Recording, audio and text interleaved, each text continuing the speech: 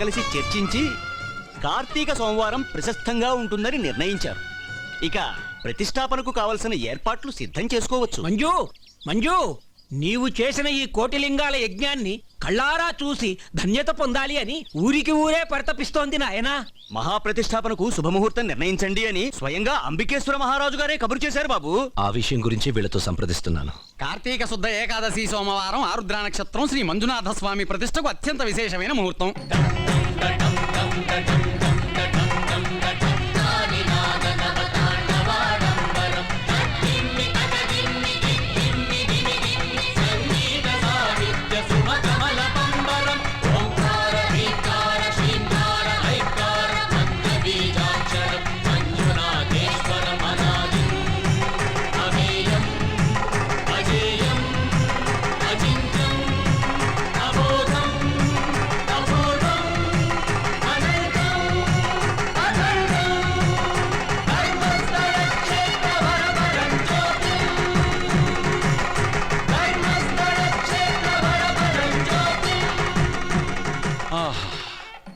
ఎంత అద్భుతం!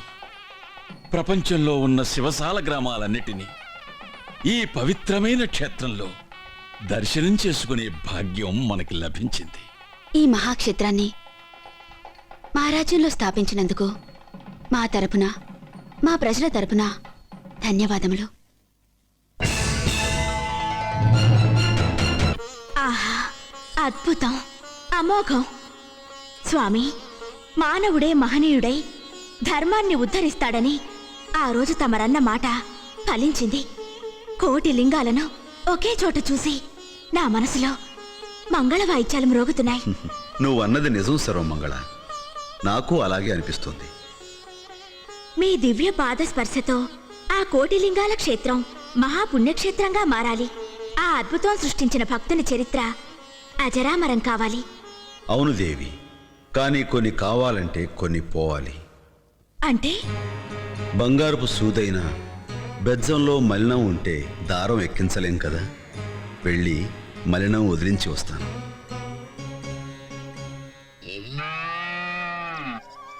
తాత, కడుపులో వినాయకుడి వాహనాలు గిరగిరా తిరుగుతున్నాయి. భోజనం చేద్దాం రా తాత. ప్రతిరోజు అతిథి భోంచేశాకే కదా మనం భోంచేస్తాం. అదిగో మీ నాన్న అతిథి కోసం ఎదురు చూస్తున్నాడు. అతిథి వచ్చి భోంచేశాక మనం భోంచేద్దాం. అతిథి రావడానికి ఈ రోజు కొంచెం ఆలస్యం ఎలా ఉంది.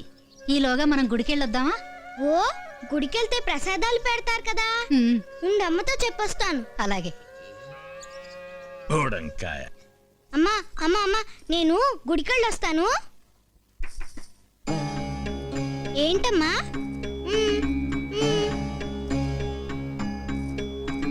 ఓ, ప్రసాదం తేవాలా? తెస్తాను.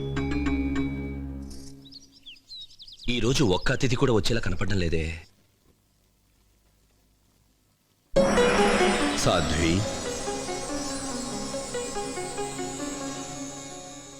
నేను నీ శివయ్యని.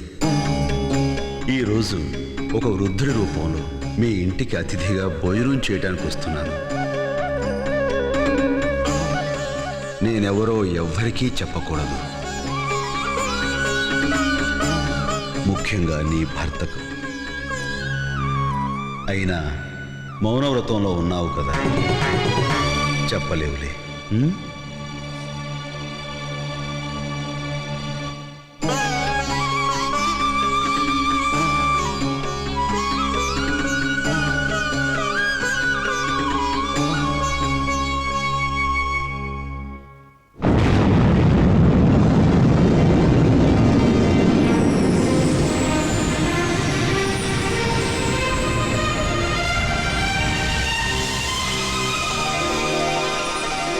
స్వాగతం శ్రీ మంజునాథం, స్వాగతం సుస్వాగతం సుస్వాగతం.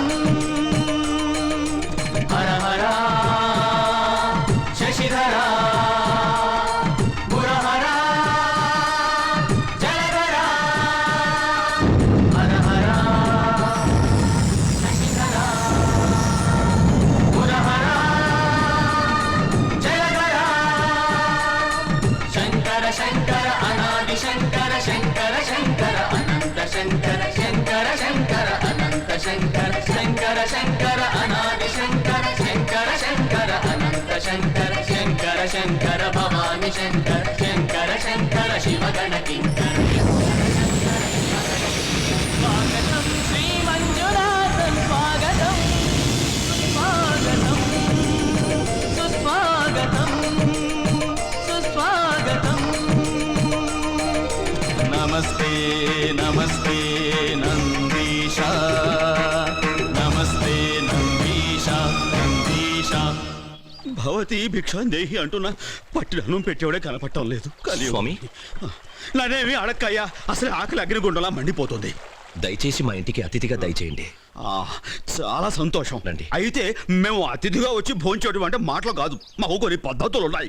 వాటికి తగ్గట్టుగా నువ్వు నడుచుకోవాలి. అదేమిటి ఇదేమిటి ఎదురు ప్రశ్నలు వేయడానికి వీల్లేదు, ఎందుకంటే మా పద్ధతులు మావి.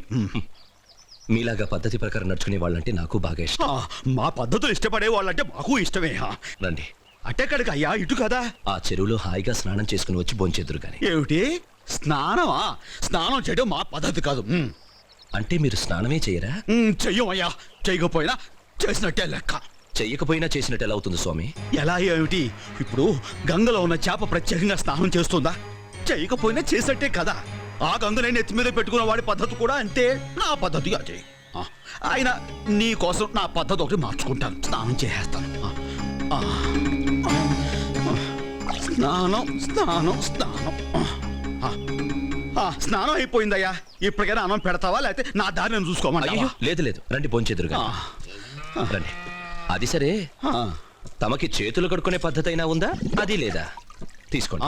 ఆ పద్ధతి ఉందయ్యో. అయితే ఇప్పుడే కదా చక్కగా స్నానం చేశాను, ఇంతలో చేతులు కడుక్కోవడం ఏమిటి? ఏమైంది నా చేతులకి? ఒక్కసారి ఆ చేతులు చూసుకోండి స్వామి, అంతా మట్టే.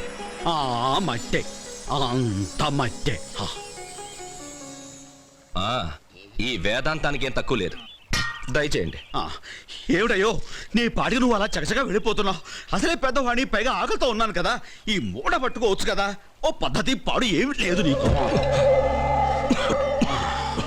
ఏమిటయ్యా మొహం అలా చుట్టించుకుంటున్నావు? శవాల కాళ్ళని కంపేమైనా వస్తున్నావు దాంట్లోంచి? ఏమిటయ్యా చూపు? నేనేమన్నా శ్మశానంలో తిరిగే వాళ్ళ కనపడుతున్నా నీ కంటికి? ఇదిగో నాకు కళ్ళు ఎక్కువయ్యో. నువ్వు మొహం చుట్లించుకోవడం, ముక్కులు ఎగరేయడం నేను మూడో కంటితో కనిపెట్టేయగలను. అంత తెలియని వాడిని అనుకోకు. స్వామి, అన్నీ మీకే తెలుసు, మాకేం తెలియదు, దయచేయండి. ఇప్పుడు నీ పద్ధతి నాకు బాగా నచ్చిందిరా అబ్బాయి.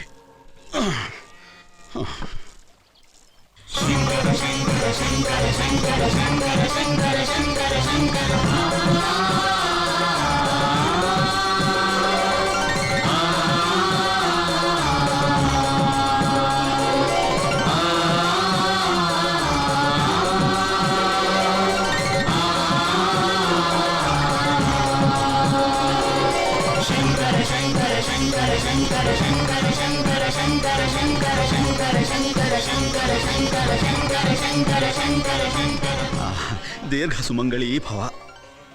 కాత్యాయని, స్వామివారికి త్వరగా భోజనానికి ఏర్పాటు చేయి, దయచేయండి. కూర్చోండి. త్వరగా పెట్టమ్మా, కడుపులో సామగానం పాడుతోంది.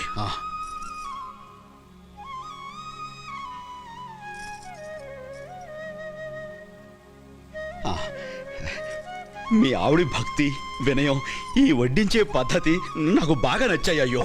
అవునవును, తమరి శుచి శుభ్రత పద్ధతి ముందే ఆవిడికి తెలుసుంటే ఆవిడ వడ్డించే పద్ధతే వేరుగా ఉండేది స్వామి. ఏంటయ్యా ఏంటిది? ఆకులు అన్ని వడ్డించాక పరిసేచన చేసి తినడం ఆచారం అంటే? ఏ మనిషో ఏమిటో, ఏమాత్రం ఆచారం తెలియదు. నీ ఆచారం గీచారం అన్ని శుద్ధ దండగా.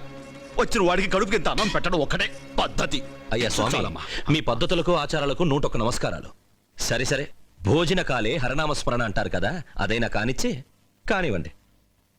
ఏంటి హరనామస్మరణం చెయ్యాలా? చెయ్యకుంటే ముద్ద దిగదా? అయినా ఏమిటి వాడి గొప్ప? శ్మశానంలో ఉంటా అట్ట, కపాలంలో తింటా అట్ట, తోళ్ళు కట్టుకుంటారంట, పావులు వేసుకు తిరుగుతారంట. ఓ పద్ధతి పాడు లేని అలాంటి వాడిని అన్నం తినేటప్పుడు తలుచుకోవడం అంటే హరనామస్మరణ అంట. హరనామస్మరణ భాషణం ఏం కాదు. లేపేకి తిన్నాక లెగుస్తాలేవయ్యా, ఆకలి మండిపోతుంది. నీకు పుణ్యం ఉంటుందిగా. నీలాంటి వాడికి భోజనం పెడితే వచ్చేది పుణ్యం కాదు, పాపం. లేము. వయసులో పెద్ద ఏంటయ్యా వయసు? ఈ వయసులో 10 మందికి మంచేదో చెడేదో చెప్పాల్సింది పోయి నా శివయ్యని నోటికి వచ్చినట్టు తిడతావా? లెమ్మంటు. అరే అయ్యో, ఆకులో అన్నం పెట్టి లేచిపోమంటున్నావు, ఇదేం పద్ధతి అయ్యా? ఏ స్నానం చేయమంటే ఇలా ఇలా అనుకుని అయిపోయిందన్నావుగా, తినడం కూడా ఇలా ఇలా అనుకొని అయిపోయింది అనుకుని దయచేయి. వెళ్ళవయ్యా. నువ్వైనా చెప్పమ్మా. నువ్వెలా చెప్పగలవులే, మౌనవ్రతం కదా, మాట్లాడకూడదు. ఏయ్, నీ మాయ మాటలు చాలు, పో బయటికి.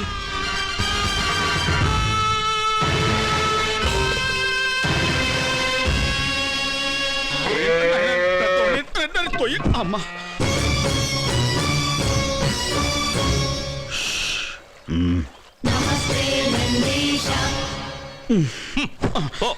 రే అబ్బాయి, నీ పద్ధతేం బాగోలేదురా. ఆ కోపాన్ని కొంచెం తగ్గించుకో. ఏయ్, నా కోపం పూర్తిగా తగ్గకే నువ్వు ఇక్కడికి వచ్చావు, అందుకే బతికిపోయావు. పో. తగ్గిందని నువ్వు అనుకుంటున్నావు, ఏ మాత్రం తగ్గలేదు. మర్యాదగా పోవయ్యా. ఇంకోసారి ఆ మాట అన్నావంటే మళ్ళీ నీ గడపలో కాలు పెట్టు. నువ్వేంటి పెట్టేది? నా ఊపిరినంత వరకు నిన్ను ఈ గడపలో కాలు పెట్టనివ్వను. పో.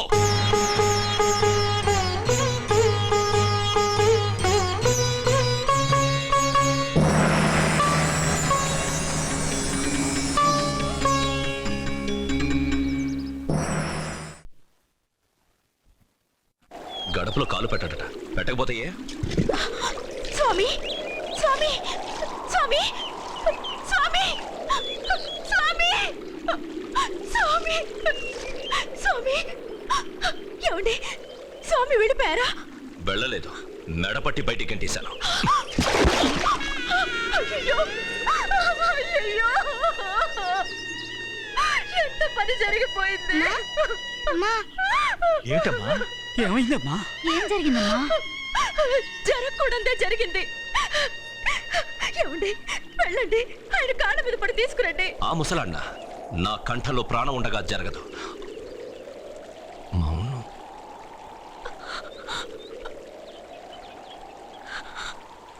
కత్యాయిని, నువ్వు మాట్లాడుతున్నావేంటి? ఈరోజు మౌనవ్రతం కదా? ఈ మౌన వ్రతమే మనల్ని ఇంత పరీక్షకి గురి చేసింది. పరీక్ష? అవునండి, మన ఇంటికి వచ్చిన అతిథి వేరెవరో కాదు, అఖిలాండ కోటి బ్రహ్మాండ నాయకుడు, ఆద్యంత రహితుడు, సాక్షాత్తు ఆ మంజునాథ స్వామి.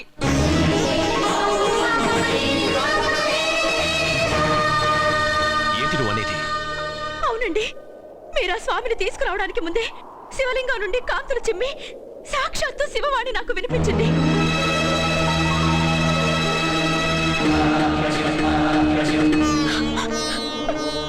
సాధ్వి, నేను మంజునాథ స్వామిని. నేను ఒక వృద్ధుడి రూపంలో నీ ఇంటికి భోజనానికి వస్తున్నాను. ఈ విషయం ఎవరికీ చెప్పకు, నీ భర్తకి కూడా తెలియనివ్వకు అన్నారు స్వామి. ఆ స్వామి భోజనానికి కూర్చునుండగా అయ్యో, మీరు కోపంలో ఏమేమో అంటుంటే మీకు నిజం చెప్పాలని నేను ప్రయత్నించాను. అప్పుడు స్వామి వారు వద్దు వద్దు అంటూ సైగ చేశారు.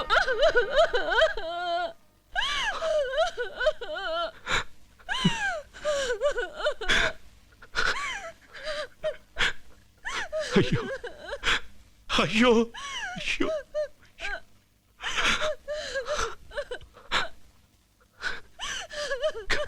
కచాయిని, కచాయిని, నేను ఎంత పాపం చేశాను? నా స్వామి ఆకలంటూ మన ఇంటికొస్తే తినే అన్నం లాగేసి మెడ పట్టుకుని బయటికి గెంటేశాను. అది అది ఈ పాపిష్టి చేతులతో, ఈ పాపిష్టి చేతులతో. తాతయ్య, వెళ్ళి స్నానం చేసిరండి స్వామి అంటే, రే తల మీద గంగనే పెట్టుకున్నవాడు స్నానం చేయకపోతే ఏ అన్నా కూడా ఆ స్వామి నా గంగాధరుడని నాకు తెలియలేదు. అయ్యో అమ్మా అమ్మా, ఆయన ఒంట్లోంచి వస్తున్న చెడు వాసనలకి తట్టుకోలేక నేను మొహం చిట్లిస్తే, రే నీ కంటికి నేను శ్మశాన వాసిలా కనిపిస్తున్నాను అన్నా కూడా ఆ స్వామి శ్మశాన రుద్రుడని నాకు తెలియలేదు. నానా నానా, నేను 3వ కంటితో చూస్తానని ఆ ముక్కంటి అంత స్పష్టంగా చెప్పినా కూడా ఆ స్వామి నా మంజునాథుడని నాకు తెలియలేదు. మంజు అయ్యో అయ్యో తాతయ్య, నా పాపానికి ప్రాయశ్చిత్తం లేదు. నేను వెళ్తాను, నా స్వామిని తీసుకొస్తాను. మహేశ్వర, పరమేశ్వర, మంజునాథ, మంజునాథ!